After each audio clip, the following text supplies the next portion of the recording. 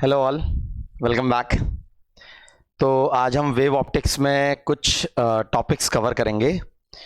तो काफ़ी चीज़ें हमने पिछले लेक्चर्स में की थी। आज जो भी छोटी छोटी चीज़ें, छोटे छोटे कंसेप्ट्स जो कि YDSC से रिलेटेड जो भी कंसेप्ट्स हैं, आज उनको हम कवर करेंगे। अब ये टॉपिक्स जो आज हम करने जा रहे हैं, ये सब बहुत बार नेग्लेक्ट कर दिए जाते हैं, लेकिन ये बोर्ड के हिसाब से भी बड़े इंपॉर्टेंट हैं। बोर्ड में इनसे क्वेश्चंस आते हैं और कभी कभी जेईई मेंस या नीट में भी इनसे सवाल पूछे जा सकते हैं। तो इसलिए प्लीज़ इनको ध्यान रखेंगे, इन कंसेप्ट्स को। तो पिछली क्लास में हमने थिन फिल्म इंटरफेरेंस किया था, तो उसके सवाल भी करने हमको, उसके सीपीएस के क्वेश्चंस भी करने। उससे पहले ज़रा बात करेंगे ऑब्लीक इंसिडेंस की। ऑब्लीक इंसिडेंस, तो YDSC in oblique incidence. Now what is the meaning of oblique incidence, जरा समझेंगे।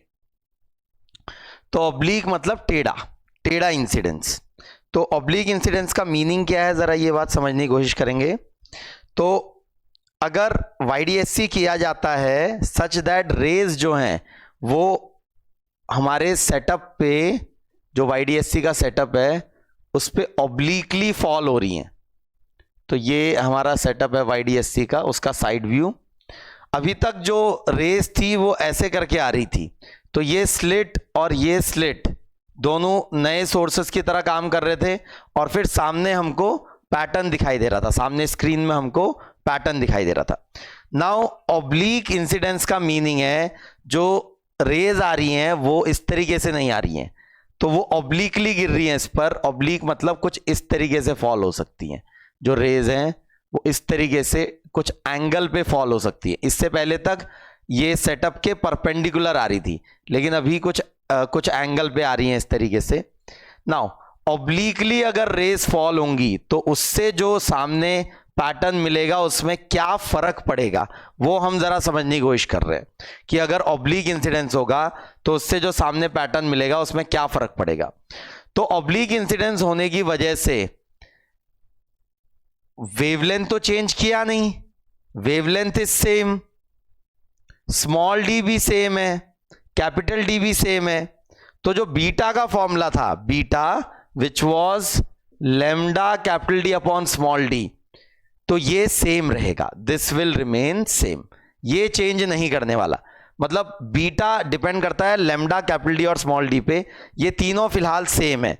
मतलब अगर ये वाला इंसिडेंस हो रहा होता या टेढ़ा इंसिडेंस हो रहा है, दोनों केसेस में बीटा की वैल्यू सेम रहेगी।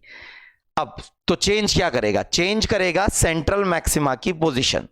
तो सेंट्रल मैक्सिमा जो यहां पर होता है नॉर्मल इंसिडेंस में, अब ऑब्लीक इंसिडेंस में वो यहां नहीं रहेगा। वो क्यों?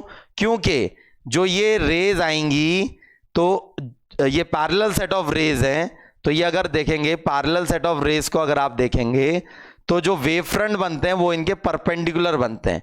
तो वेव फ्रंट कुछ इस तरीके से होंगे। वेव फ्रंट मतलब the points which are in same phase. तो अगर ये देखेंगे तो यहां से यहां तक ऐसे करके अगर आप वेव फ्रंट ड्रॉ करेंगे फॉर एग्जांपल, तो ये मतलब ये परपेंडिकुलर ये वेव फ्रंट आपने ड्रॉ किया कि प्लेन ये पैरेलल रेस का वेव फ्रंट जो होता है वो प्लेनार होता है। तो ये वेव फ्रंट ऐसे करके आएगा, मतलब ये वाला पॉइंट एंड ये वाला पॉइंट सेम फेज में है। तो for example it is coming at an angle alpha, ये अल्फा एंगल पे आ रहा है, नॉर्म मतलब ये वाली लाइन से अल्फा एंगल पे आ रहा है। तो ये वाला एंगल हो जाएगा 90 माइनस अल्फा, ये 90 है तो ये वाला एंगल अल्फा हो जाएगा। Now see this right angle triangle, ये वाला ये जो रे स्लिट 2 में जा रही है और ये जो रे स्लिट 1 में जा रही है, तो इन दोनों का ये राइट एंगल ट्रायंगल मतलब S1 S2 एंड A। तो S1 A S2 ये एक राइट एंगल ट्रायंगल बन रहा है। और ये राइट एंगल ट्रायंगल अगर देखेंगे तो इसमें ये वाला डिस्टेंस है स्मॉल डी, ये वाला डिस्टेंस है स्मॉल डी।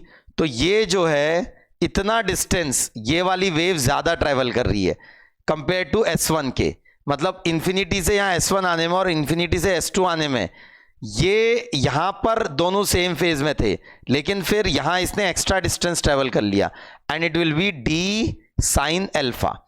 तो S2 में जो वेव्स आ रही हैं, जो लाइट वेव्स आ रही हैं S2 में, वो S1 में आने वाली वेव से d sine alpha extra travel कर रही हैं। नाउ यहां से फिर ये रेज यहां एंटर करेंगी और यहां एंटर करके ये सामने जो हमारा स्क्रीन है इस पे फॉल होंगी। तो अब जरा देखें कि क्या हमको सामने पैटर्न मिलेगा। पैटर्न तो हमें ऑब्वियसली YDSC का मिलेगा, लेकिन अब जो जीरो पार्ट डिफरेंस वाला पॉइंट है वो ये O पॉइंट नहीं रहेगा, जो पहले जीरो पार्ट डिफरेंस वाला पॉइंट था। अब जो जीरो पार्ट डिफरेंस वाला पॉइंट है वो थोड़ा सा यहां से ऊपर शिफ्ट हो जाएगा या नीचे शिफ्ट हो जाएगा। तो वो इस तरफ शिफ्ट होगा कि S1 वाली वेव को S2 वाली वेव से ज्यादा डिस्टेंस ट्रेवल करना चाहिए, क्योंकि स्लिट प्लेन में पहुंचने से पहले S2 वाली वेव ने ज्यादा डिस्टेंस ट्रेवल किया है। तो S1 वाली वेव को अब S2 वाली वेव से ज्यादा डिस्टेंस ट्रेवल करना चाहिए। तो मान लेते हैं ये हमारा सेंट्रल मैक्सिमा अब यहां शिफ्ट हो गया है, सच दैट ये S1 वाली वेव है और ये S2 वाली वेव है। तो सवाल है कि ये पॉइंट जहां पे नया सेंट्रल मैक्सिमा है वो यहां से कितने एंगल पे। तो फॉर एग्जांपल ये वाला एंगल हमारा थीटा है, तो ये थीटा और अल्फा में एक तरीके से हमको रिलेशनशिप फाइंड करनी है कि जो नया सेंट्रल मैक्सिमा है जो O पे नहीं है, अब O से नीचे होगा कि S1 वाली वेव S2 से ज्यादा डिस्टेंस ट्रेवल करे। तो यहां से देखेंगे, यहां से ये परपेंडिकुलर ड्रॉप करेंगे ऐसे, ये हमारा वेव फ्रंट हो गया एक तरीके से। तो ये जो है ये एक्स्ट्रा डिस्टेंस S1 ने ट्रेवल किया, S1 वाली वेव ने S2 वाली वेव के मुकाबले। तो ये थीटा है, ये 90 माइनस थीटा है, तो ये फिर से थीटा हो जाएगा, और ये d है तो ये डिस्टेंस हो जाएगा d साइन थीटा। तो अगर आप ध्यान से देखेंगे बेटा, तो S2 वाली वेव स्लिट प्लेन में पहुंचने से पहले d sine alpha extra travel कर रही है, और S1 वाली वेव इस पॉइंट पे पहुंचने से पहले d sine theta extra travel कर रही है। तो अगर इसको सेंट्रल मैक्सिमा होना है तो total path difference between these two wave should be zero. उसके लिए जितना एक्स्ट्रा S2 ने ट्रेवल किया है उतना ही एक्स्ट्रा S1 ने भी ट्रेवल करना पड़ेगा। मतलब d sine alpha should be equal to d sine theta, मतलब theta will be equal to alpha.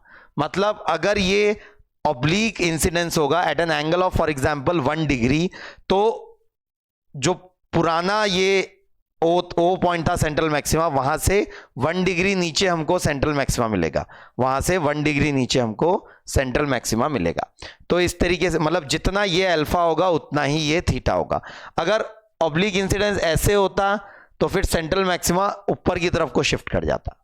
ठीक है, तो ये ऑब्लिक इंसिडेंस क्लियर होना चाहिए। इस पर बेस्ड क्वेश्चन है, क्वेश्चन नंबर 13 अगर देखेंगे CPS का, बिल्कुल यही डायग्राम है उसका। वहां पर ये अल्फा की वैल्यू दे रखी है कि अल्फा की value is 0.57 degree, capital D दे रखा है 1 मीटर और स्मॉल d दे रखा है 1 मिलीमीटर। ये हमको वैल्यूज मेंशन कर रखी हैं। वेवलेंथ ऑफ द लाइट दे रखा है 500 नैनोमीटर। ठीक है, now if centre of symmetry of screen is O, then find the position of central maxima. तो find the position of central maxima मतलब यहां से ये कितना नीचे चला गया एक तरीके से ये बताना है हमको। तो हमने अभी सीखा कि सेंट्रल मैक्सिमा यहां से उतना ही एंगल नीचे चला जाएगा जितना ये अल्फा था, तो मतलब 0.57 डिग्री नीचे चला जाएगा। तो y अगर निकालना है तो y upon capital D will be equal to 0.57 नहीं 0.57 मल्टीप्लाइड बाई पाई बाई 180, मतलब इसको रेडियन में कन्वर्ट करना पड़ेगा। डिग्रीज को रेडियन में कन्वर्ट करने के लिए मल्टीप्लाई करना पड़ता है पाई बाई 180 से। तो ये d की वैल्यू 1 मीटर है, तो ये y की वैल्यू हो जाएगी 0.57 इंटू 3.14 अपॉन 180 मीटर। तो अगर ये कैलकुलेशन करें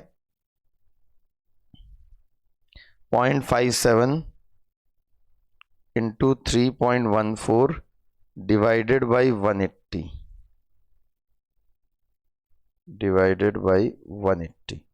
तो ये आ गया 0.009943 मीटर। तो ये मिलीमीटर में हो जाएगा 9.94 मिलीमीटर। अगर मिलीमीटर में हम आंसर करेंगे तो ये वैल्यू हो जाएगी 9.94 मिलीमीटर। ठीक है, तो इतना नीचे शिफ्ट हो जाएगा हमारा central maxima from O point, नया सेंट्रल मैक्सिमा। दूसरा intensity at point O in terms of intensity I nought. I nought है इंडिविजुअल सोर्स के द्वारा इंटेंसिटी. तो अगर ओ पे मैक्सिमा होता तो हमको वहां 4 आई नॉट इंटेंसिटी मिलती, लेकिन अभी हमें पता नहीं है ओ पे क्या है, मैक्सिमा है मिनिमा. अब यहां से S1 से जो वेव ओ पे पहुंच रही है और S2 से जो वेव ओ पे पहुंच रही है, ये दोनों वेव्स के बीच जो है वो S1 से O और S2 से O का डिस्टेंस बराबर है. तो एक्स्ट्रा डिस्टेंस या एक्स्ट्रा पाथ जो ट्रेवल कर रही है वो d साइन अल्फा ट्रेवल हो रहा है. तो d sine alpha will be equal to delta X. तो O पॉइंट पे पहुंचने वाली वेव्स के लिए delta X will be d sine alpha. तो it will be small d sine alpha. तो क्योंकि अल्फा बहुत छोटा है तो मैं वहां स्मॉल एंगल अप्रॉक्सीमेशन लगा सकता हूं. तो d हो जाएगा 1 मिलीमीटर, मतलब 10⁻³ इंटू साइन अल्फा हो जाएगा 0.57 इंटू पाई बाई 180. तो ये हो जाएगा डेल्टा एक्स. तो डेल्टा एक्स ये हो गया, तो डेल्टा फाई निकालेंगे. डेल्टा फाई हो जाएगा 2 pi by lambda into delta x, क्योंकि डेल्टा फाई निकाल के ही हम वहां इंटेंसिटी पता लगा सकते हैं. तो डेल्टा फाई हो जाएगा 2 पाई बाई लेमडा हो गया 500 नैनोमीटर, मतलब 5 इंटू 10⁻⁻7 इंटू ये हो जाएगा 10⁻³ इंटू 0.57 इंटू पाई बाई 180. तो ये इस तरीके से ये आएगा. तो यहां पर अगर कैलकुलेशन करें थोड़ी, तो डेल्टा फाई, तो ये थोड़ी सी रफ कैलकुलेशन करनी पड़ेगी यहाँ पे हमको. तो अगर ये कैलकुलेशन करेंगे तो ये कितना कितना एंगल निकल के आ रहा है ये देखना पड़ेगा. 10 की पावर ये ऊपर जाएगा तो 10 की पावर 4 आएगा, ये आएगा 10 की पावर 3. तो ये आ जाएगा 2 into pi square into 570 divided by 5 into 18, 5 into 18. तो ये अगर देखेंगे तो 1 और 1 और 14, 1 और 14. तो यहाँ पर अगर कैलकुलेटर का यूज करें अगर, तो इंटू 2 इंटू पाई स्क्वायर को करीब करीब 10 ले लूँ अगर, तो जो भी ये वैल्यू आएगी, मतलब डेल्टा फाई जो भी निकल के आएगा, delta phi 2 pi by lambda into delta x, हाँ 0.57. हाँ, तो ये जो डेल्टा फाई निकल के आएगा, तो वहाँ फेज डिफरेंस जो हमें निकालना पड़ेगा, जो इंटेंसिटी निकल के आएगी उसके लिए फॉर्मूला लगाना पड़ेगा. I resultant will be equal to I not plus plus 2√I1 I not cos phi. ये जो फेज डिफरेंस निकल के आएगा वो यहाँ पुट करना पड़ेगा, थोड़ा कैलकुलेटर का यूज करना पड़ेगा यहाँ पे. अगली चीज उसने बोली है number of maxima lying between O and central maxima. O और सेंट्रल मैक्सिमा के बीच नंबर ऑफ मैक्सिमाज अगर पूछा है तो O पे वो जो फेज डिफरेंस आ रहा है वो निकालिए. तो O पे या जो भी ये डेल्टा एक्स आ रहा है, तो delta X divided by lambda it will be the number of maximas between O and central maxima.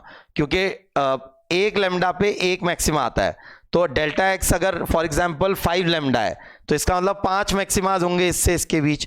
तो डेल्टा एक्स अपॉन लेमडा कर दीजिए, तो डेल्टा एक्स वही d साइन अल्फा है हमारा, इस पॉइंट और इस पॉइंट के बीच का पाथ डिफरेंस. तो that divided by lambda it will be the number of maximas. तो वो कैलकुलेशन करिए जरा, देखिए कितना निकल के आता है. ठीक है, नेक्स्ट आगे बढ़ेंगे. तो अगला क्वेश्चन जो है वो है थिन फिल्म इंटरफेरेंस के. तो थिन फिल्म इंटरफेरेंस की थियरी मैंने पिछली क्लास में कराई थी आपको. आज उस पर बेस्ड ये प्रॉब्लम सॉल्व करेंगे, थिन फिल्म इंटरफेरेंस पर बेस्ड. तो थिन फिल्म इंटरफेरेंस अगर याद हो आपको कि पार्शियल रिफ्लेक्शन पार्शियल ट्रांसमिशन होता है, और उसके बेसिस पे आपको फेज डिफरेंस रिफ्लेक्शन की वजह से मिलता है and phase difference due to path difference मिलता है. तो जरा देखेंगे, क्वेश्चन है 14. White light with uniform intensity across a visible wavelength range 430 to 690 nanometre is perpendicularly incident on a water film of index of refraction 1.33 and thickness 320 nanometer. D की value that is suspended in air at what wavelength lambda is the light reflected by the film brightest to an observer.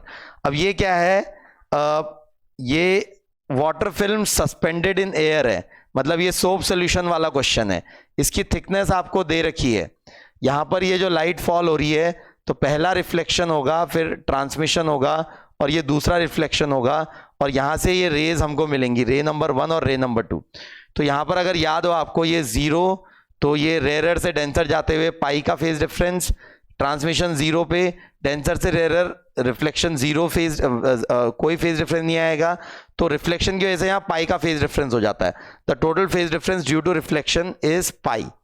तो अगर पाई का phase difference आता है reflection की वजह से, तो जब जब डेल्टा एक्स 2n+1 λ/2 होगा, तब हमें कंस्ट्रक्टिव इंटरफेरेंस मिलेगा। जस्ट उल्टा होता है इसमें कि कंस्ट्रक्टिव इंटरफेरेंस मिलने के लिए λ/2 का ऑड मल्टीपल का पार्ट डिफरेंस चाहिए होता है। तो यहां पर अगर देखेंगे तो उसने बोला है म्यू की वैल्यू दे रखी है। नाउ यहां जो डेल्टा एक्स होता है वो होता है 2 म्यू टी, ये म्यू टी और ये म्यू टी ऑप्टिकल पाथ, तो that should be equal to 2n+1 λ/2 for constructive interference. तो 2 इंटू म्यू की वैल्यू दे रखी है 1.33 इंटू थिकनेस दे रखी है 320 नैनोमीटर, तो 320 into 10⁻⁻9 divided by 2n+1 that multiplied by 2 that is equal to lambda. तो यहां पर अगर लैम्डा देखेंगे तो लैम्डा नैनोमीटर में एक बार कैलकुलेट करेंगे, क्योंकि हमें रेंज दे रखी है 430 टू 690 नैनोमीटर, 430 टू 690 नैनोमीटर। तो यहां पर नैनोमीटर में अगर कैलकुलेट करेंगे 1.33 को 4/3 लिख सकते हैं, 4/3, और ये आ जाएगा 320 इंटू लैम्डा की वैल्यू आ जाएगी 320 into 16/3 upon 2n+1 nanometre. Now अलग अलग n की वैल्यू के लिए अलग अलग हमको ये वैल्यूज मिलेंगी। For different values of n we will get different values of lambda. हमें केवल वो लैम्डा चाहिए जो 430 से 690 के बीच में हो। जो सबसे इंपॉर्टेंट बात यहां पर थी वो थी रिफ्लेक्शन की वजह से पाई का फेज डिफरेंस आया, इसकी वजह से 2n+1 λ/2 पे हमको कंस्ट्रक्टिव मिलेगा। तो बोल रहा है what wavelength lambda is the light reflected by the film brightest to an observer. तो हमें कंस्ट्रक्टिव इंटरफेरेंस ढूंढना है रिफ्लेक्शन से जो वेव्स हमको मिल रही हैं। तो यहां पर ये n की अलग अलग वैल्यू रखेंगे, तो n की वैल्यू जैसे 0 रखेंगे अगर, तो ये आ जाएगा 320 इंटू 16/3। तो ये कितना आ रहा है अगर देखेंगे न्यूमरेटर में 16 टू द 32 कैरी 3 से 5120/3 इंटू 2n+1 नैनोमीटर। तो ये आ जाएगा 1 और 2 1 आ जाएगा 7 और 1706.6/2n+1। तो यहां पर देखेंगे n की वैल्यू जब 0 डालेंगे तो 1706 नैनोमीटर आएगा, which is not in our range. n की वैल्यू 1 डालेंगे तो 1706/3 आएगा। तो ये आ जाएगा 5, फिर 206, फिर 268.8, तो 568, ये हमारी रेंज में आ रहा है। तो मतलब ये वाली वेवलेंथ जो है वो हमको मैक्सिमम मिलेगी। जो भी कलर की ये वेवलेंथ होगी वो कलर हमको इस जगह दिखाई देगा सबसे ज्यादा। तो दूसरा अगर n की वैल्यू 2 डालूंगा तो ये आ जाएगा 1706/5, तो 1760/5 वो 300 समथिंग आएगा, which will not be in our range. तो एक तरीके से ये कलर कंस्ट्रक्टिव इंटरफेरेंस करेगा, तो ये कलर को करस्पॉन्डिंग जो भी वेवलेंथ होगी वो हमको इस जगह मैक्सिमम दिखाई देगी। ठीक है, नेक्स्ट आगे बढ़ेंगे। इसमें अगला है question number 15। Question number 15, a glass lens is coated on one side with a thin film of magnesium fluoride to reduce reflection from the lens surface। तो फिगर मैं बना रहा हूं। तो ये एक तरीके से लेंस है और लेंस की ये सरफेस पे एक तरीके से ये एक कोटिंग करी गई है, जो इसकी आउटर सरफेस है इस पे कोटिंग करी गई है, और ये कोटिंग है MgF2 की, MgF2 की कोटिंग करी गई है। नाउ वो बोल रहा है कि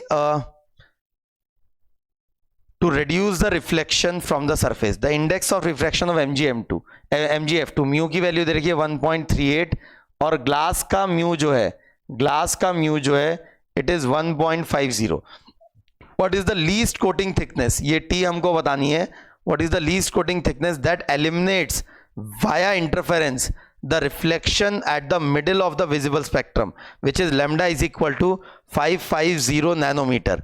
हाँ, तो मतलब जो भी लाइट इस पर फॉल हो रही है हमें बताना है कि ये थिकनेस कम से कम कितनी रखें कि lambda is equal to 550 nanometre, ये वाली वेवलेंथ कम से कम रिफ्लेक्ट हो। कम से कम रिफ्लेक्ट होने का मतलब है कि जो ये रिफ्लेक्शन होगा तो इस रिफ्लेक्शन में ये जो रिफ्लेक्शन होगा इस रिफ्लेक्शन में ये पर्टिकुलर वेवलेंथ कम से कम रिफ्लेक्ट होनी चाहिए। मतलब ये पर्टिकुलर वेवलेंथ को डिस्ट्रक्टिव इंटरफेरेंस करना चाहिए। अगर वो डिस्ट्रक्टिव इंटरफेरेंस करेगी रिफ्लेक्शन में तो ज्यादातर वो ट्रांसमिट हुई होगी। तो हमको इस बार चाहिए डिस्ट्रक्टिव इंटरफेरेंस, क्योंकि उसने बोला है क्वेश्चन में कि it eliminates the reflection. Eliminates मतलब गायब हो जाना चाहिए वो वेवलेंथ रिफ्लेक्शन में। तो यहां पर अगर देखेंगे तो ये है रेयरर, तो जीरो पे अगर ये आ रहा है फॉर एग्जांपल जीरो फेज पे, रेयरर टू डेंसर रिफ्लेक्शन अगर होगा तो पाई का फेज डिफरेंस आएगा। फिर ये जीरो पे और यहां फिर रेयरर टू डेंसर है क्योंकि ग्लास का रिफ्रैक्टिव इंडेक्स इससे ज्यादा है तो पाई फिर से होगा। तो इस बार जो अगर ध्यान से देखें आप, जो रिफ्लेक्टेड रेज आ रही हैं दोनों, उन दोनों में दोनों पाई का फेज डिफरेंस सफर कर रही है। मतलब delta phi due to reflection is equal to zero. Reflection की वजह से कोई फेज डिफरेंस सफर नहीं कर रहे हैं, वेव्स जो है रिफ्लेक्शन की वजह से कोई फेज डिफरेंस सफर नहीं कर रहे हैं। तो जो भी फेज डिफरेंस वो सफर करेंगे वो पार्ट डिफरेंस की वजह से, which will be 2 mu T. तो 2 म्यू टी अगर डिस्ट्रक्टिव इंटरफेरेंस होना है, रिफ्लेक्शन के लिए जीरो फेज डिफरेंस है, तो 2 mu t should be equal to 2n+1 lambda by 2। तो यहां से जो टी की वैल्यू आ जाएगी वो आ जाएगी 2n+1 लैम्डा अपॉन 4 म्यू। तो टी की ये वैल्यू मतलब थिकनेस इतनी लेनी पड़ेगी। तो हमें मिनिमम बतानी है, तो मिनिमम मतलब एन की वैल्यू कम से कम विच इज जीरो पॉसिबल। तो ये मिनिमम टी मिन जो हो जाएगा it will be lambda by 4 mu. तो लैम्डा की वैल्यू है 550 nanometre, 550 nanometre that divided by 4 into mu की वैल्यू है 1.38।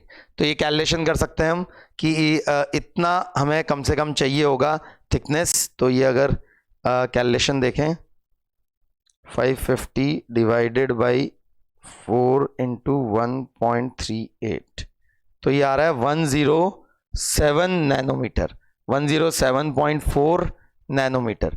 तो 107.4 नैनोमीटर, तो इतनी वेवलेंथ होनी चाहिए कम से कम, सॉरी इतनी थिकनेस होनी चाहिए कम से कम 107.4 नैनोमीटर की। इससे ज़्यादा थिकनेस पे भी हो सकता है, एन की वैल्यू 2, 1, 2, 3 डाल के आपको इससे ज़्यादा वेवलेंथ पे भी ये मिल सकता है कि रिफ्लेक्शन में ये कम से कम रिफ्लेक्ट हो 550 नैनोमीटर की, और लेकिन मिनिमम थिकनेस इतनी होनी चाहिए। ठीक है, next question number 16। White light is incident normally on a glass plate in air of thickness 500 nanometer and refractive index 1.5। तो ग्लास प्लेट इन एयर है, तो ये वाला केस अगर देखेंगे तो ये होगा डेल्टा 5 ड्यू टू रिफ्लेक्शन पाई वाला केस, क्योंकि अगर एयर में रखी हुई है ग्लास प्लेट, इसका मतलब इस तरफ भी एयर है, इस तरफ भी एयर है और ये बीच में ग्लास है। तो यहां से जो ये रे गिर रही है रिफ्लेक्शन में पाई का फेज डिफरेंस सफर करेगा और यहाँ ट्रांसमिशन में नो फेज डिफरेंस, फिर रिफ्लेक्शन में डेंसर टू रेयर जीरो। तो यहाँ पर जो ये रेज रिफ्लेक्ट होकर वापस आएंगी उनमें रिफ्लेक्शन की वजह से पाई का फेज डिफरेंस होगा। तो अगर delta phi due to reflection is pi, then N lambda path difference पे हमें डिस्ट्रक्टिव मिलेगा और 2n+1 lambda by 2 path difference पे कंस्ट्रक्टिव डिफरेंस मिलेगा। तो हमें बोल रहा है the wavelength in nanometer in the visible range that is strongly reflected. तो उसके लिए डेल्टा एक्स होना पड़ेगा एन लेमडा, डेल्टा एक्स की वैल्यू एन लेमडा, जो कि सॉरी डेल्टा स्ट्रांगली रिफ्लेक्टेड मतलब रिफ्लेक्शन में कंस्ट्रक्टिव इंटरफेरेंस मतलब 2n+1 लेमडा बाई 2, क्योंकि पाई का फेज डिफरेंस पहले से आया है। तो यहां पर अगर देखें तो द वेवलेंथ, हाँ, तो lambda will be equal to 2. अब डेल्टा एक्स जो होगा वो होगा 2 mu glass into t divided by 2n+1. तो ये आ जाएगा 4. म्यू ग्लास है 1.5, थिकनेस है 500 नैनोमीटर डिवाइडेड बाई 2n+1. तो ये अगर देखेंगे तो ये आएगा 6, ये आ जाएगा 6 5 30. तो ये आ जाएगा 3000 अपॉन 2n+1 नैनोमीटर. तो n की अलग अलग वैल्यू, n की 0 डालेंगे तो 3000 नैनोमीटर आएगा, वो हमारी रेंज में नहीं है. और क्या आएगा 3000 अपॉन 3 विच इज 1000, वो भी हमारी रेंज में नहीं है. फिर आएगा 3000 अपॉन 5, ये आएगा 600 नैनोमीटर. हाँ, ये हमारी रेंज में है 400 to 700. तो बॉम्बे वाला आंसर हो जाएगा 600 नैनोमीटर वाली स्ट्रांगली रिफ्लेक्ट हो रही होगी. और अगर n की वैल्यू डालेंगे फिर 3, तो ये आएगा 7. तो 7 4 400 समथिंग भी आएगा 4. लेकिन हमारा ऑप्शन जो है वो 600 नैनोमीटर मैच कर रहा है. तो 600 नैनोमीटर वाला स्ट्रांगली रिफ्लेक्ट होगा. और भी होंगे रिफ्लेक्ट, लेकिन हमारा जो ऑप्शन मैच कर रहा है in the given range is 600 nanometre. ठीक है. तो इस तरीके से ये थिन फिल्म इंटरफेरेंस के सवाल करने आने चाहिए. And this is also important with respect to board में है ये जो थिन फिल्म इंटरफेरेंस है, इसलिए ये आपको आना चाहिए अच्छे से. ठीक है. हाँ, चलिए आगे बढ़ते हैं. अगला जो कंसेप्ट हम यहां करने जा रहे हैं वो है shape of fringes formed in YDSC. Shape of fringes मतलब YDSC एक्सपेरिमेंट में जब फ्रिंजेस फॉर्म होती हैं स्क्रीन पे तो उनका शेप कैसा होता है. तो वो शेप जरा हम समझने की कोशिश करेंगे. तो कुछ इस तरीके से स्क्रीन होती है, ये स्क्रीन होती है इस तरीके से स्क्रीन होती है. और ये स्क्रीन के सामने हम इस तरीके से स्क्रीन के परपेंडिकुलर यहां पर स्लिट प्लेन होता है. ये अगर याद हो आपको, ये स्लिट प्लेन होता है यहाँ पे, ये भी ऐसे प्लेन होता है. और यहाँ पर हमारे 2 स्लिट्स होते हैं, मतलब यहाँ से बराबर दूरी पे, फॉर एग्जांपल सेंटर से ये हमारे 2 स्लिट होते हैं. इस तरीके से ये अरेंजमेंट नॉर्मली YDSC का होता है. तो इस YDSC के सेटअप में हमारे को जो इसमें ये जो स्क्रीन है उसमें जो पैटर्न मिलता है डार्क एंड ब्राइट फ्रिंजेस का, तो उसका शेप क्या होता है वो जरा हम समझने की कोशिश कर रहे हैं. तो ये स्लिट S1 है, ये स्लिट S2 है. तो यहां पर कोई भी पॉइंट अगर है तो उसका S1 से कुछ दूरी होगा और S2 से कुछ दूरी होगा P पॉइंट का. तो जो पार्ट डिफरेंस होता है वो होता है S1P माइनस S2P का mod.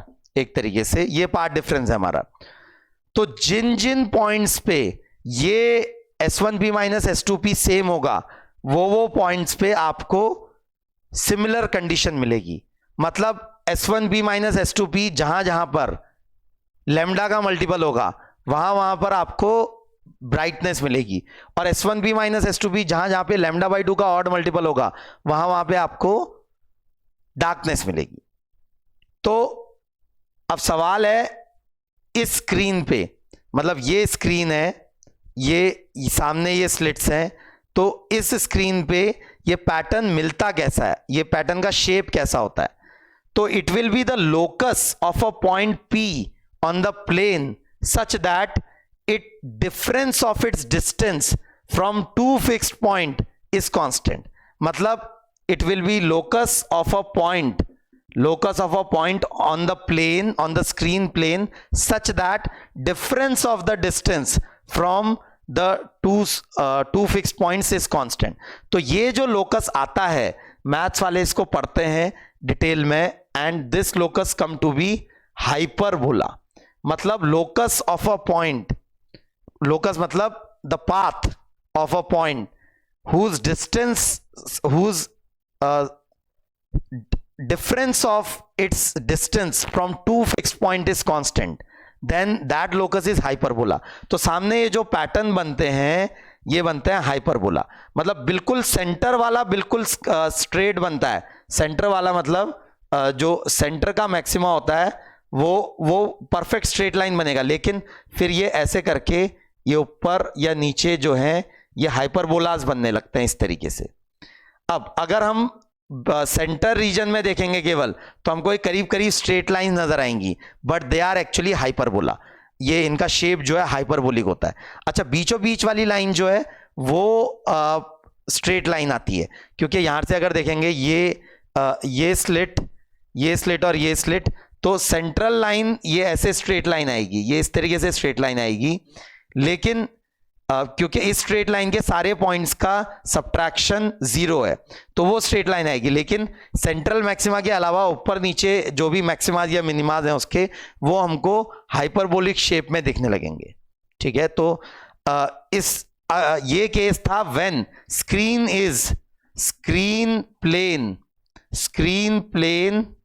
Is parallel to slit plane. ये था when screen plane is parallel to slit plane. इसमें दूसरा केस हो सकता है when screen plane is perpendicular to slit plane. मतलब इसी का इस तरफ अगर मैं ड्रॉ करूं कि इसमें स्क्रीन प्लेन जो हो सकता है वो कुछ ऐसा हो सकता है कि इस तरीके से स्क्रीन प्लेन है।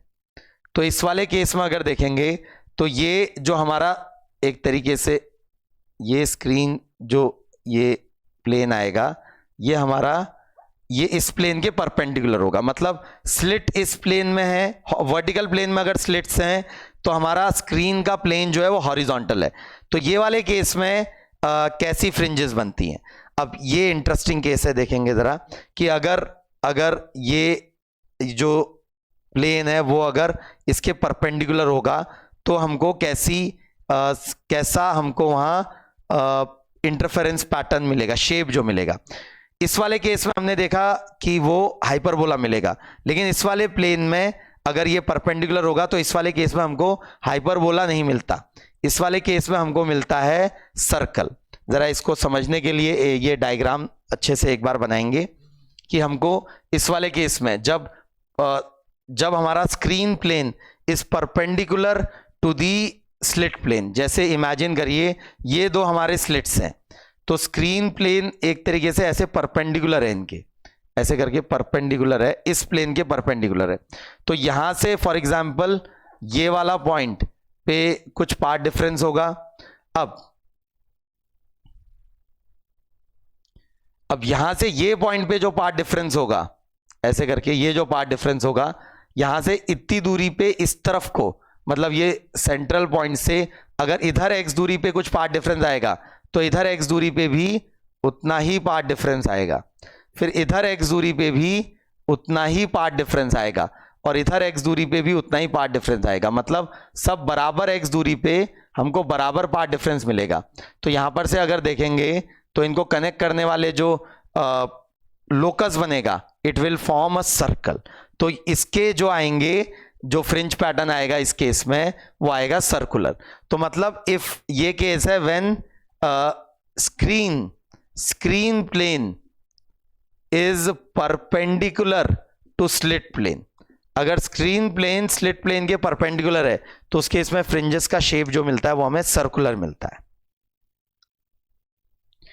जैसे ये डायग्राम में देखें अगर आप, तो ये डायग्राम में देख सकते हैं कि ये जो दोनों हमारी सोर्सेज हैं, इनका जो प्लेन है उसके परपेंडिकुलर ये स्क्रीन का प्लेन है। तो उस केस में जो आपको शेप मिलेगा इंटरफेरेंस फ्रिंजेस का, वो मिलेगा सर्कुलर। ठीक है, सर्कुलर। और नॉर्मल वाईडीएससी में जिसमें पैरेलल होते हैं दोनों प्लेन्स, उसमें आपको मिलेगा हाइपरबोलिक।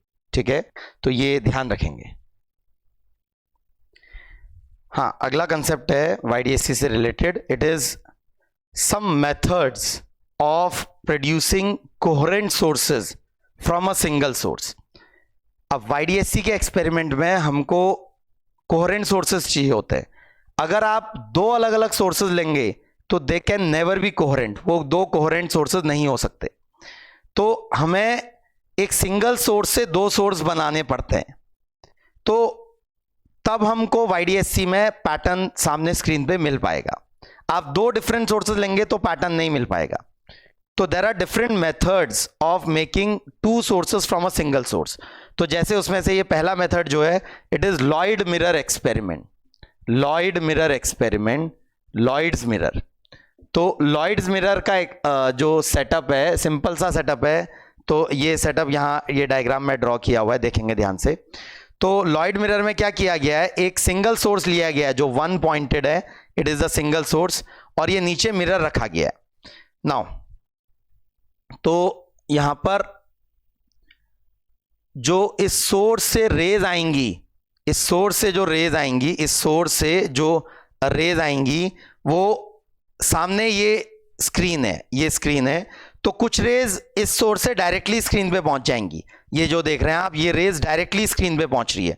लेकिन कुछ रेज यहां से रिफ्लेक्ट होके स्क्रीन पे पहुंचेंगी, मतलब ये जैसे रे है रिफ्लेक्ट होके स्क्रीन पे पहुंचेगी, ये रिफ्लेक्ट होके स्क्रीन पे पहुंचेगी।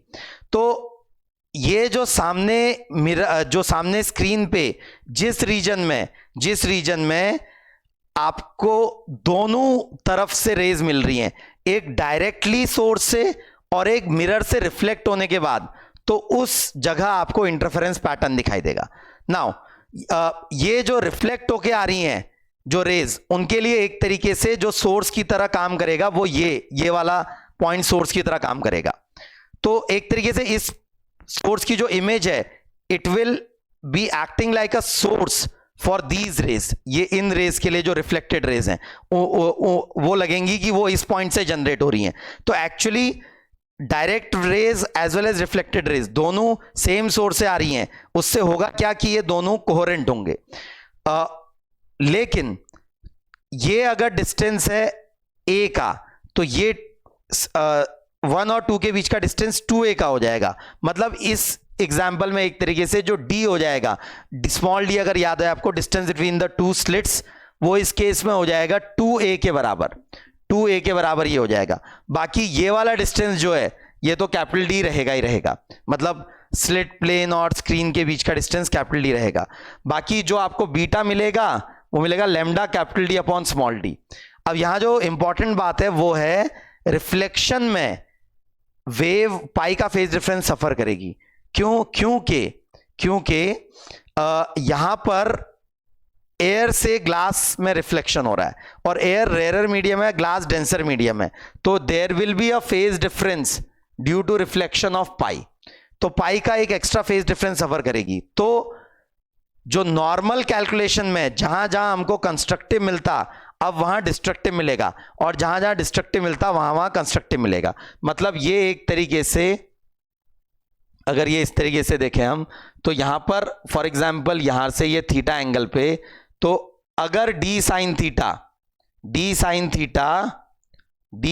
थीटा अगर n लैम्डा हो गया, तो अब मुझे वहां कंस्ट्रक्टिव नहीं मिलेगा, अब मुझे वहां पर डिस्ट्रक्टिव इंटरफेरेंस मिलेगा। और जहां जहां पे d sin थीटा 2n + 1 λ/2 हो गया, तो वहां पे मुझे कंस्ट्रक्टिव इंटरफेरेंस मिलेगा।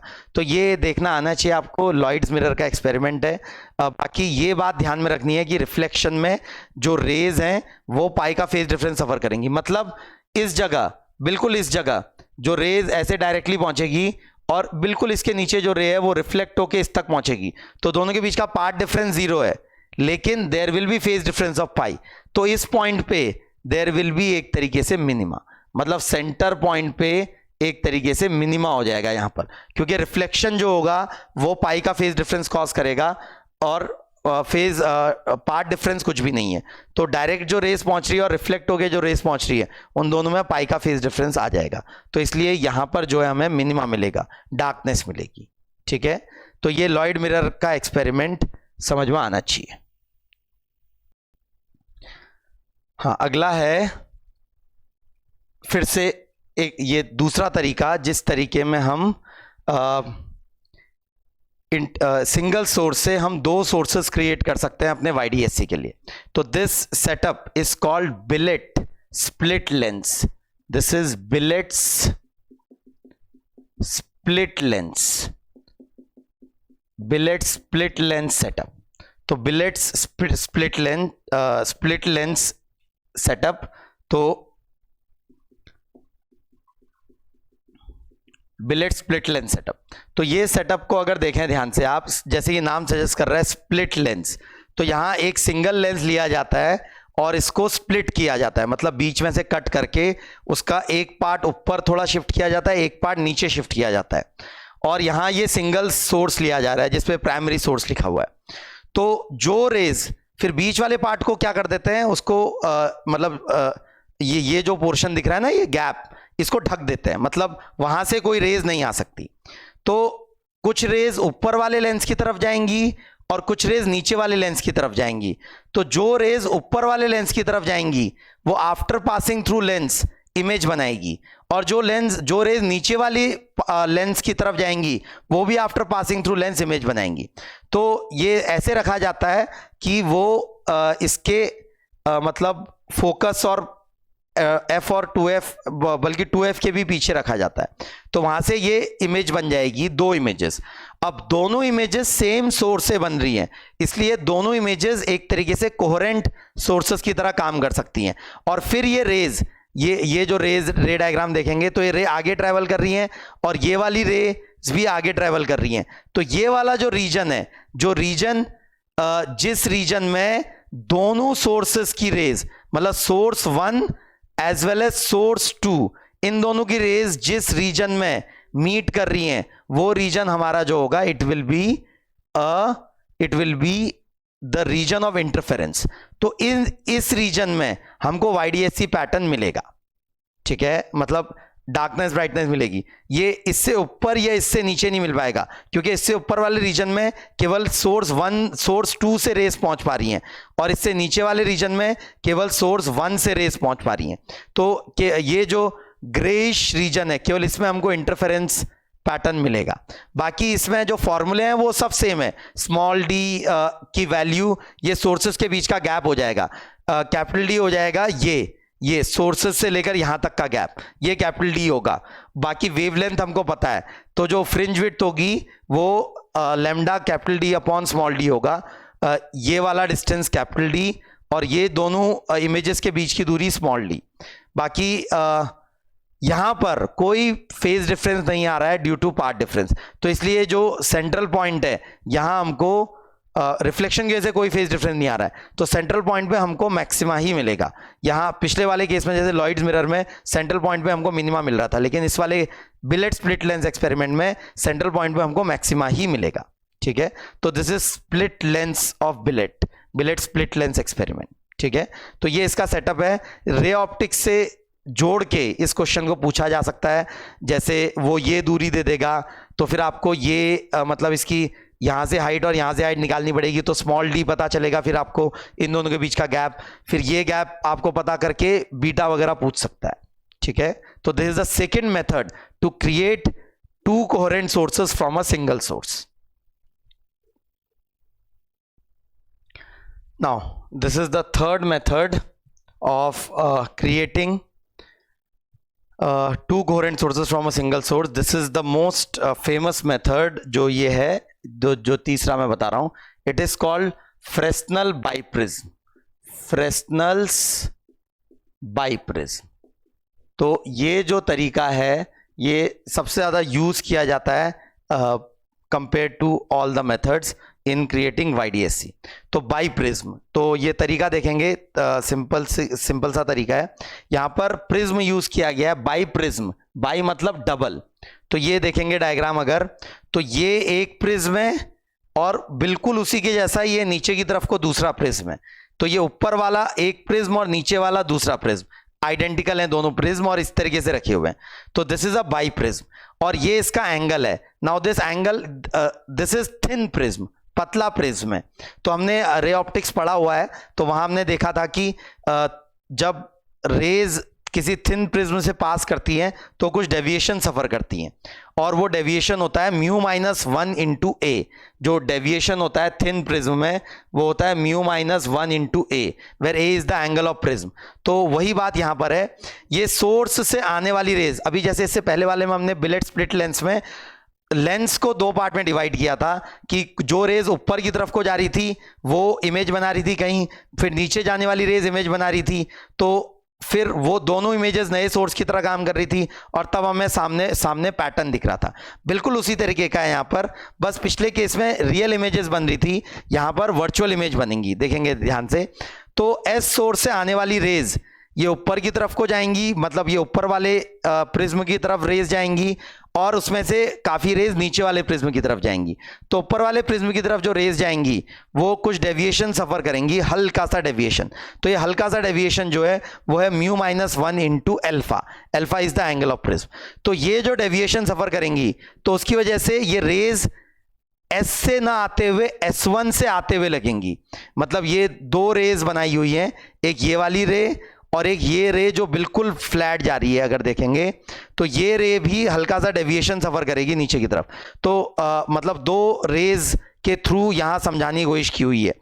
ये वाली रे, ये जो एस से ये जो रे आ रही है, ये हल्का सा ऐसे करके नीचे की तरफ को डेविएट करेगी, और ये वाली रे भी हल्का सा नीचे की तरफ को डेविएट करेगी।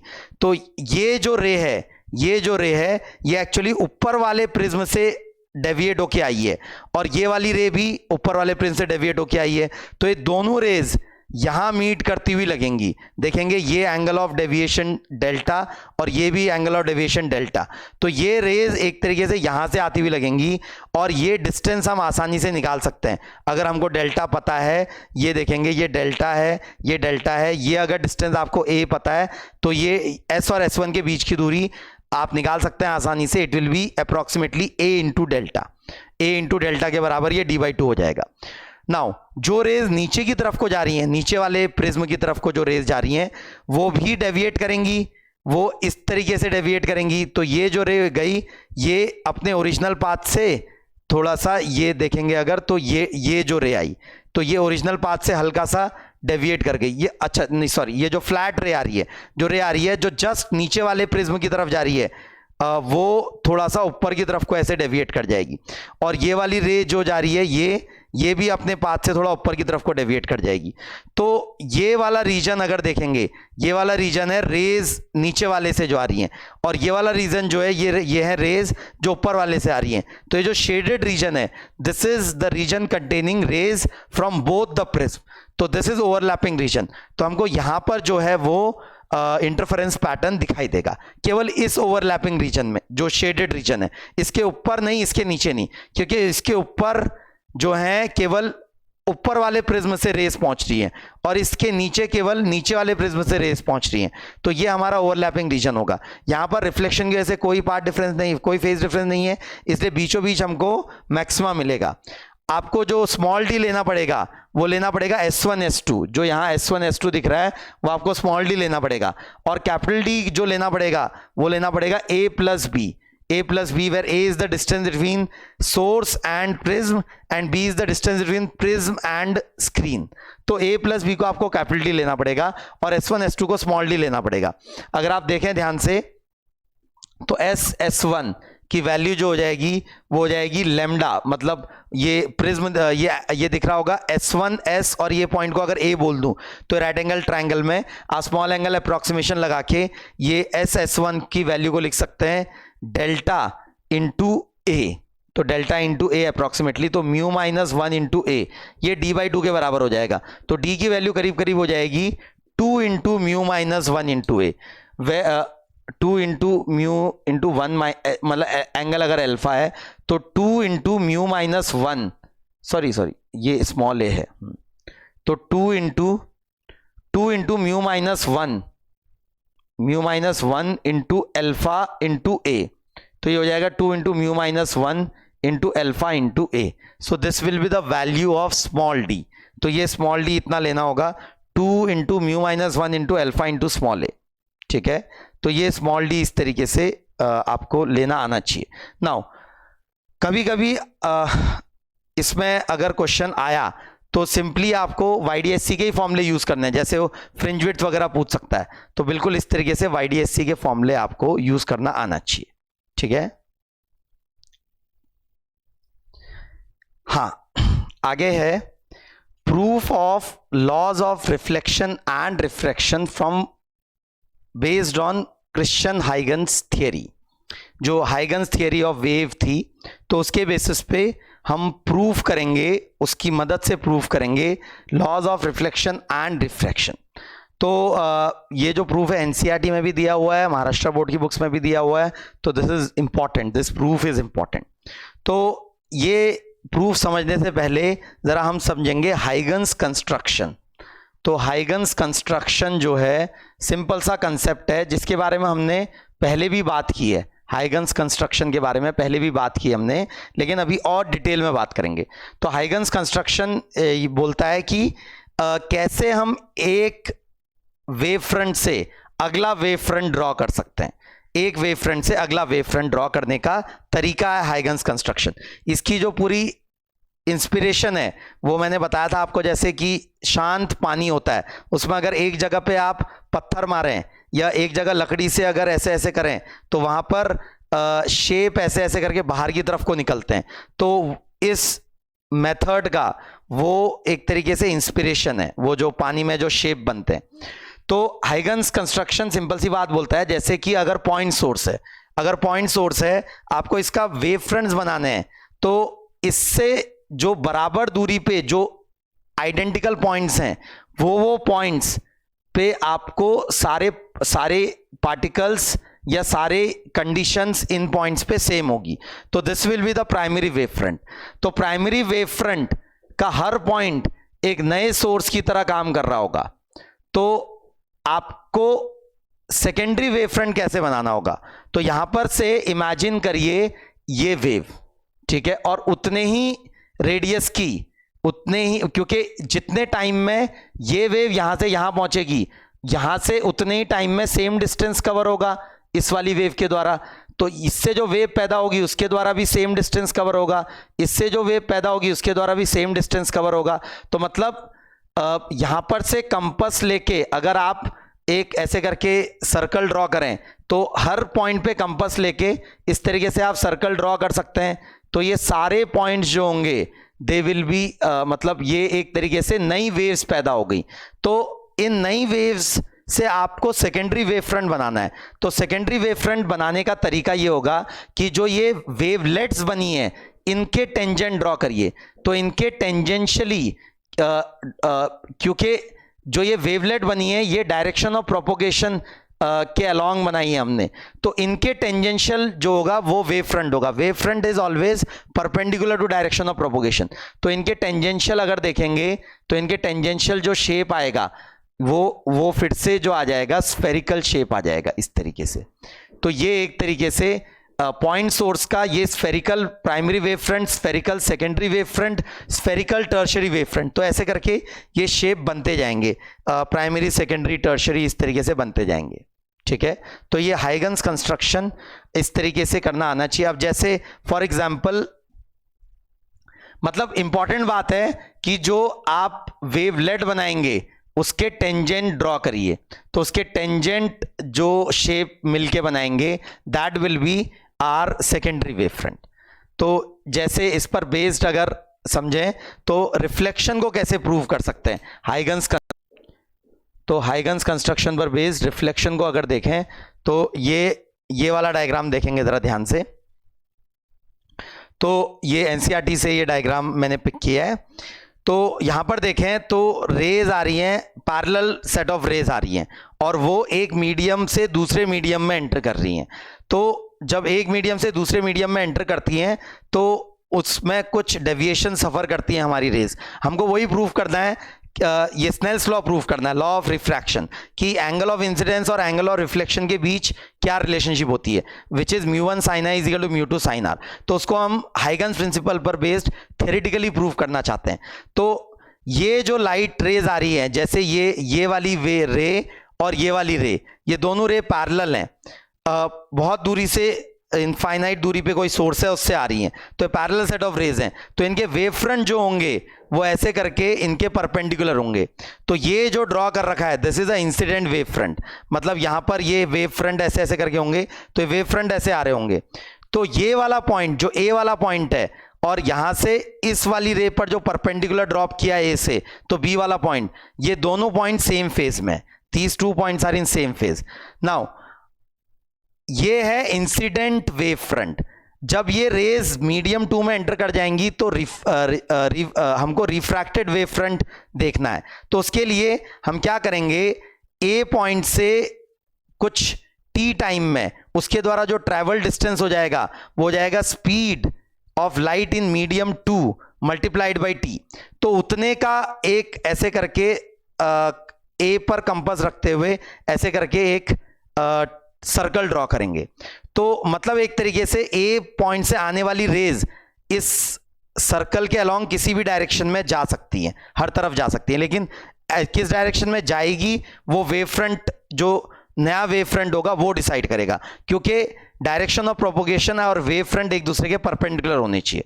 नाउ टी टाइम में अगर इसने इस मीडियम में v2 डिस्टेंस ट्रेवल किया है और टी टाइम में इसमें इसने v1 टी डिस्टेंस ट्रेवल किया है, तो टी टाइम में इतना ले रहा हूं कि ये वाली रे, ये वाला जो रे है वो यहां से यहां पहुंच जाए सी पॉइंट पे, तो उतने टी टाइम में इस वाले मीडियम में इसने ट्रेवल किया होगा v2 इंटू टी, मतलब v1 इंटू टी यहां ट्रेवल हुआ है टी टाइम में, तो ये v2 into T, v2 is less than v1, ये हमको दिया हुआ है, तो यहां कम डिस्टेंस ट्रेवल होगा। तो यहां पर से मैंने a पर वो कंपास का पॉइंट रखते हुए ऐसे आर्क ड्रॉ किया, तो ये जो आर्क है ये एक तरीके से हमारा सेकेंडरी वेवलेट है। तो ये जो वेवलेट आई, इस वेवलेट के टेंजेंशियल होगा हमारा वेव फ्रंट, तो ये वेवलेट के टेंजेंट अगर ड्रॉ करेंगे तो वो इस पॉइंट पे, इस पॉइंट से इस पर टेंजेंट ड्रॉ करेंगे, तो ये जो आएगा ये हमारा आ जाएगा नया वेव फ्रंट। जरा ध्यान से देखेंगे इस पूरे डायग्राम को बेटा, मैं फिर से यहां पर भी ड्रॉ कर रहा हूं कि ये हमारा, ये दो रेज जो आ रही हैं उनको मैं ऑब्जर्व कर रहा हूं, यहां से ये जो इस पर परपेंडिकुलर ड्रॉप किया तो ये प्राइमरी वेव फ्रंट है हमारा। फिर ये रेज, ये जितनी देर में ये रे यहां से यहां पहुंची, जितनी देर में रे यहां से यहां पहुंची उतनी देर में ये इतना डिस्टेंस ट्रेवल नहीं की होगी, इसने कुछ अलग डिस्टेंस ट्रेवल किया होगा, तो ये v1t है तो इसने v2t ट्रेवल किया होगा। तो v2t का अगर मैं ऐसे करके आर्क बनाऊं तो ये एक तरीके से वेवलेट है, तो इस वेवलेट के परपेंडिकुलर हमारा वेव फ्रंट होगा। तो इस पॉइंट पे जो फेज है, तो इस वेवलेट पे किस पॉइंट का वो सेम फेज होगा, तो वो पता करने के लिए यहां पर से हम ऐसे करके टेंजेंट ऐसे ड्रॉ करेंगे इस वेवलेट पे। तो यहां पर से अगर देखेंगे ये है अगर, तो ये ऐसे टेंजेंट ड्रॉ होगा, तो ये टेंजेंट अगर ड्रॉ हुआ तो ये जो डायरेक्शन है, तो ये डायरेक्शन हमारी प्रोपोगेशन की डायरेक्शन होगी। ये पुराना वेव फ्रंट था और ये नया वेव फ्रंट है, ये आई था, ये आर है। अब इसके बाद सब मैथमेटिक्स है, देखेंगे अगर, तो ये v1t है और ये वाला डिस्टेंस है v2t। अगर ये ध्यान से, मेन बात ये जो हाइगन्स कंस्ट्रक्शन की है वो है कि हमको कैसे वेव फ्रंट फाइंड करना है। Wave front will be perpendicular to direction of propagation, तो इस पॉइंट पे जो फेज है, तो इस वेवलेट पे वो सेम फेज ढूंढने के लिए आपको इस पॉइंट से इस वेवलेट पे टेंजेंट ड्रॉ करना पड़ेगा, तो ये पॉइंट दोनों सेम फेज पे हो जाएंगे, ठीक है। नाउ ये v2t है, ये v1t है, ये r है, ये 90 माइनस r है, तो ये वाला एंगल r हो जाएगा एक तरीके से, सॉरी ये वाला एंगल r है, ये वाला एंगल 90 माइनस r है, तो ये वाला एंगल r होगा, और ये i है, ये 90 माइनस i है, तो ये वाला एंगल i होगा, ये यहाँ पर जो दिखा रखा है ये वाला एंगल i है और ये वाला एंगल r। फिर उसके बाद आप सिंपली देख सकते हैं कि v1t जो हो जाएगा, it will be this distance into sine i, so this will be for example x into sine i, और ये जो v2t हो जाएगा, v2t this will be equal to x into sine r। दोनों इक्वेशंस को अगर डिवाइड कर दूं तो v1 upon v2 will be equal to sine i upon sine r। c से ऊपर नीचे डिवाइड और मल्टीप्लाई करेंगे तो c upon v2 will be equal to mu 2 upon c upon v2, this is mu 1 is equal to sine i upon sine r। तो ये आ जाएगा mu 1 sine i is equal to mu 2 sine r।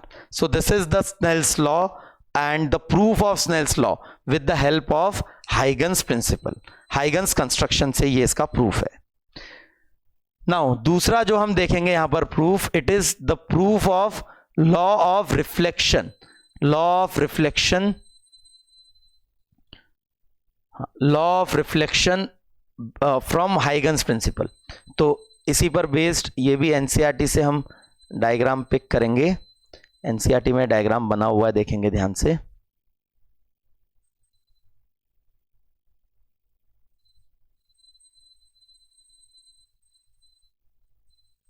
हाँ, ये है law of reflection, proof of law of reflection from Huygens principle. तो reflection में क्या होता है कि रे एक मीडियम से मैं ट्रेवल करते हुए रिफ्लेक्ट होके वापस उसी मीडियम में चले जाती है। तो यहां पर देखेंगे तो ये वाली रे और ये वाली रे ये इंसिडेंट रेज हैं, तो दो पैरेलल इंसिडेंट रेज हैं यहां पर, और ये जो दिख रहा है ए बी ये इंसिडेंट वेव फ्रंट है। This is incident wave front, मतलब ए पॉइंट से इस ये वाली पैरेलल रे पर परपेंडिकुलर ड्रॉ किया तो this is incident wave front, ये इंसिडेंट वेव फ्रंट है। अब ये इंसिडेंट वेव फ्रंट ट्रैवल करेगा ऐसे करके, ट्रैवल करते हुए अब ए वाली रे, ए वाला पॉइंट और बी वाला पॉइंट सेम फेज में। नाउ जितनी देर में ये वाली रे बी से सी पहुंचेगी उतनी देर में ये वाली वेव जो है ए पॉइंट से रिफ्लेक्ट होके वापस इस मीडियम में जा रही है। तो हमें नहीं पता अभी ये कितनी दूरी, मतलब किस डायरेक्शन में जाएगी ये हमको पता नहीं है। ये एंगल ऑफ इंसिडेंस आई है नाउ, तो ये फॉर एग्जांपल टी टाइम में यहां से यहां पहुंची तो ये वीटी डिस्टेंस ट्रेवल कर लिया, तो यहां पर से हम टी टाइम में ये वाली वेव भी वीटी डिस्टेंस ही ट्रेवल करेगी। तो वीटी लेंथ का हम यहां सर्कल ड्रॉ करेंगे, इस पर कंपास का एक कोना रखते हुए और ऐसे करके ये आर्क ड्रॉ करेंगे। तो ये जो है, जो हमारी रिफ्लेक्टेड वेव है वो इनमें से मतलब किसी भी डायरेक्शन में जा सकती है, लेकिन किस डायरेक्शन में जाएगी वो डिसाइड होगा वेव फ्रंट की डायरेक्शन से। नाउ इस पॉइंट पे जो फेज है, तो इस वेवलेट, ये जो एक तरीके से आर्क ड्रॉ किया है ये वेवलेट है, तो उस वेवलेट पे टेंजेंट ड्रॉ करेंगे। तो वो वेवलेट पे जो टेंजेंट आएगा तो वो टेंजेंट के परपेंडिकुलर होगा हमारी रिफ्लेक्टेड वेव की डायरेक्शन, क्योंकि वेव फ्रंट और डायरेक्शन ऑफ प्रोपोगेशन परपेंडिकुलर होते हैं एक दूसरे के। तो ये हमारी डायरेक्शन आ गई। तो ये वाला एंगल अगर आर है तो यहां देखेंगे तो ये एंगल अगर आर है फॉर एग्जांपल, तो ये वाला एंगल हो जाएगा 90 माइनस आर, और ये 90 है तो ये वाला एंगल आर हो जाएगा। अब ये आई था तो ये वाला एंगल यहां से यहां, मतलब ये अगर मैं ड्रॉ करूं, ये एंगल आई है, ये जो यहां पर है ये वाला एंगल आई है, तो ये रिफ्लेक्ट होके गया, सॉरी ये वेव फ्रंट है, तो ये वाला एंगल हो जाएगा 90 माइनस आई, क्योंकि ये इसके परपेंडिकुलर है, और ये 90 है तो ये वाला एंगल हो जाएगा आई। तो ये आई है, और फिर ये जो वेवलेट ड्रॉ की है हमने, वेवलेट जो ड्रॉ की है उसके अगर परपेंडिकुलर ये ऐसे, ये हमारा वेव फ्रंट है, रिफ्लेक्टेड वेव फ्रंट, तो ये ऐसे करके ये वाला एंगल आर है, तो यहां पर से देखेंगे तो ये पूरा 90 है तो ये वाला एंगल हो जाएगा 90 माइनस आर, और ये 90 डिग्री है तो ये वाला एंगल हो जाएगा आर। तो ये एक तरीके से ये आई और ये आर। अब अगर आप ध्यान से देखें ये डिस्टेंस था v1t, और यहां पर ये वाला डिस्टेंस भी जो है, ये जो डिस्टेंस है ये भी v1t है, तो sine i is v1t upon x, ये अगर x है, and sine r is also v1t upon x, तो साइन आई भी v1t अपॉन x है और साइन r भी v1t अपॉन x है। तो यहां से ये आ जाएगा सिंपली कि ये दोनों बराबर होने चाहिए, मतलब साइन आई और साइन r, मतलब I should be equal to R, I और R की वैल्यू बराबर होनी चाहिए। Angle of incidence should be equal to angle of reflection, ठीक है। तो ये इस तरीके से हमको ये प्रूव करना आना चाहिए। This is important with respect to boards के रिस्पेक्ट से ये ज्यादा इंपॉर्टेंट है, ये जो प्रूफ ऑफ रिफ्लेक्शन है, क्योंकि एनसीईआरटी में भी दिया हुआ है और महाराष्ट्र बोर्ड की किताब में भी दिया हुआ है, तो ये प्रूफ आ सकता है एग्जाम में, बोर्ड एग्जाम में, तो ये प्रूफ प्लीज ध्यान में रखेंगे। मेंस में भी पूछ सकता है ऑब्वियसली इस प्रूफ पर बेस्ड सवाल। जो सबसे इंपॉर्टेंट बात हमें ध्यान रखनी है वो है the relationship between direction of propagation and wave front, they both are perpendicular to each other. इस बात को ध्यान में रखेंगे बेटा, ठीक है। Thank you.